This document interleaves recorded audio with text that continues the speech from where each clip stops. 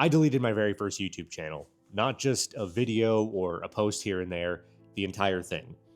Years of hard work, millions of views, close to 30,000 subscribers, all just gone. So, why am I deciding to start over years later? My first YouTube video was made in 2013. I didn't have a plan, I didn't really even have confidence, and this is usually how it goes for people starting to make content for the internet. And if someone tells you that they're happy with their first YouTube videos, they're probably lying to you. The whole point of the channel was simple. I just wanted to document my fitness journey, a camera, and some progress. I was this naive 20-year-old kid thinking that he could somehow change the world and inspire people to take on fitness journeys for themselves. And this is probably the same message that you hear in 2026 with people starting fitness channels. They want to inspire and educate people. But this was genuinely my message back in 2013. And something really weird happened along the way. People started watching. Now, keep in mind, this was the very early days of YouTube where nobody knew what they were doing, and it felt like growing a channel was almost like Sisyphus pushing his boulder uphill forever. I didn't know what I was doing, but whatever it was, for some reason, it was working. It wasn't millions of people at one time or anything like that, but it was enough. It was enough to grow a community, it was enough to meet some incredible people, and it was enough to grow the channel to about 30,000 subscribers by the time I deleted everything. And for a few years, that channel was my whole world, especially the first couple of years. I remember so vividly sitting in university classes, crudely editing videos when I should be paying attention to the professor, but YouTube was my everything. Fun fact, when I was in university, I was actually kicked out of the school gym because of my YouTube videos, but that's a story for a different video. Over time, the content took on a different form, and so did the upload frequency. Enter powerlifting. The goal of this sport is to put up the biggest total you can across 3 separate movements: squat, bench press, and deadlift. Seems simple enough. The issue that I find with powerlifting is because of its simplicity, it's very difficult to make those videos interesting week in and week out.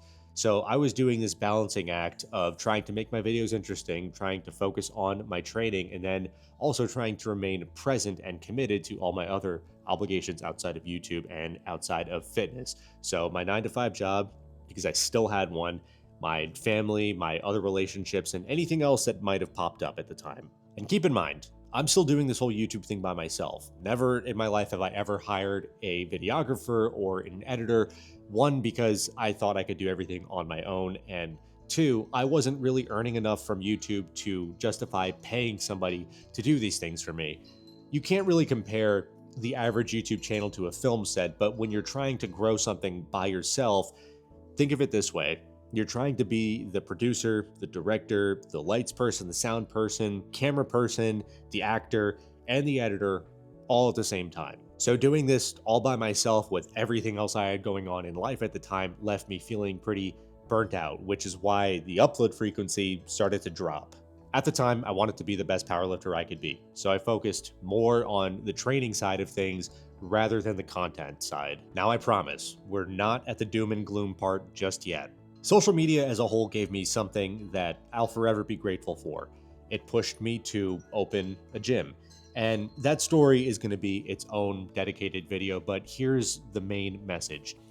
Without YouTube, without making that decision 13 years ago to pick up a camera and record something in some random gym back in New Jersey, the idea of opening a business, let alone a gym, never would have manifested in the first place. Opening that gym was without a doubt the biggest risk that I've ever taken and one of the things that I'm most proud of, but running a gym is nothing like running a YouTube channel.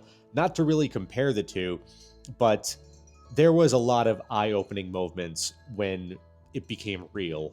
I was presented with long days, constant decision-making, pressure, responsibility for others, feeling like a failure 24/7, still maintaining my 9 to 5, and in my case specifically, a lot of PR, not personal records, public relations. Long story. There was also a huge part of me that felt lost for a very long time, and I still do a little bit today. But thinking back on it, I had quite literally every opportunity to make some exciting content. I moved across the country and opened a gym. Not many people do that. This was a gold mine for stories. But let's go back to that balancing act. It's a little bit more extreme in this case because now there's something tangible. There's a ton of overhead. And in my mind, if I wanted this gym to work, then I had to lessen my burden. I'm not going to quit my 9 to 5 job because I'm not paying myself anything from the gym. I already gave up powerlifting because I physically couldn't keep up with any type of training schedule. So I did the next best thing that made sense to me at the time. I deleted my YouTube channel and stopped posting to social media as a whole. In my mind, I was choosing responsibility instead of giving up my dream for some silly videos on the internet. And at first, it felt like the right decision. The gym kept going until it didn't because we closed 8 months ago. Fast forward to now. It's February 2026. The channel I spent years building is gone. The gym that I invested everything into mentally and emotionally and financially is gone. I've distanced myself from 99% of the people who used to be part of my life. My relationship with fitness is still rocky at best. I basically lost everything that I worked for. It was only very recent that I was at peace with everything that happened because for a long time, I thought exactly that. I lost everything I worked for. But it's actually just that I closed all these chapters of my life. There's a huge, huge difference between those two. These pretty grueling periods of my life built me because they put me through the most physically and emotionally and mentally demanding times ever. And it's taught me where and who to invest my energy with. So it's not so much that I lost everything. I'm still here. It's just time to pivot and rebuild. Creating has been part of my identity since 2013. It's even the reason that I have the job that I have today, which I am eternally grateful for. So if that kid didn't pick up a camera, I don't know where I'd be today. I actually want to give YouTube another shot. I have quite literally nothing to lose other than maybe a few hours of sleep per night. But if that means that I could actually commit and grow something, then it'll all be worth it. So after 13 years, let's try this again. Hi, I'm Tim, and this is my YouTube channel.